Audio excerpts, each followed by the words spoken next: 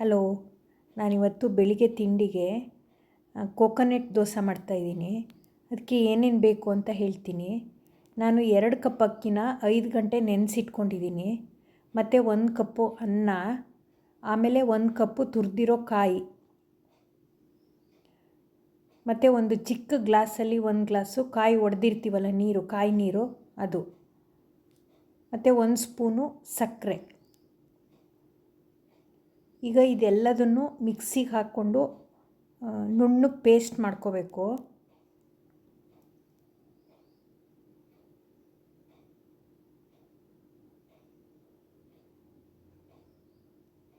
ಇದು ತುಂಬ ಸಾಫ್ಟಾಗಿ ತುಂಬ ಚೆನ್ನಾಗಿರುತ್ತೆ ದೋಸೆ.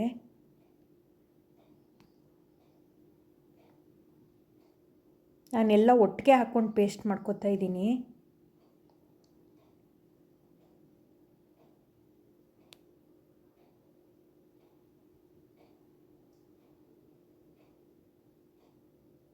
ಕಾಯಿ ನೀರೇ ಹಾಕಿರ್ತೀವಲ್ಲ, ಬೇಕು ಅಂದರೆ ಸ್ವಲ್ಪ ನೀರು ಆ್ಯಡ್ ಮಾಡಿ ಪೇಸ್ಟ್ ಮಾಡ್ಕೋಬೇಕು. ಈಗ ಚೆನ್ನಾಗಿ ಪೇಸ್ಟ್ ಆಗಿದೆ.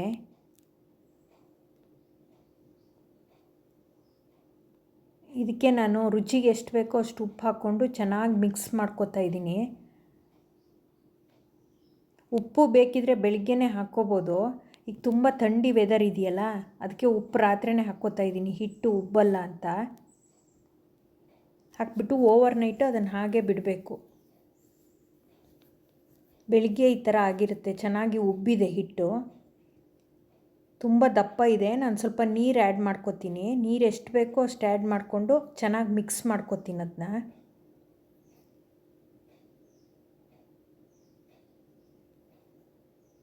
ತುಂಬ ಚೆನ್ನಾಗಿರುತ್ತೆ ದೋಸೆ, ಹುಳಿ ಇರಲ್ಲ, ಚೆನ್ನಾಗಿರುತ್ತೆ.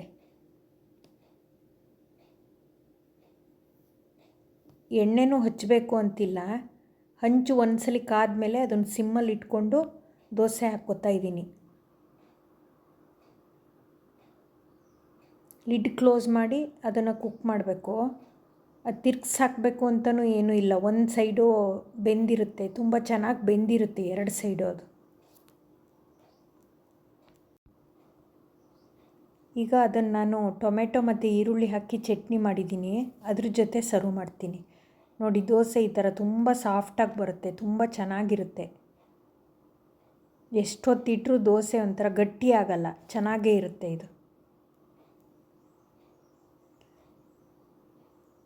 ನಾನು ಹಾಕ್ತಿರೋ ವಿಡಿಯೋಗಳು ಇಷ್ಟ ಆಗಿದ್ದರೆ ನನ್ನ ಚಾನಲ್ನ ಲೈಕ್ ಮಾಡಿ, ಶೇರ್ ಮಾಡಿ, ಹಾಗೆ ಸಬ್ಸ್ಕ್ರೈಬ್ ಮಾಡ್ಕೊಳ್ಳಿ.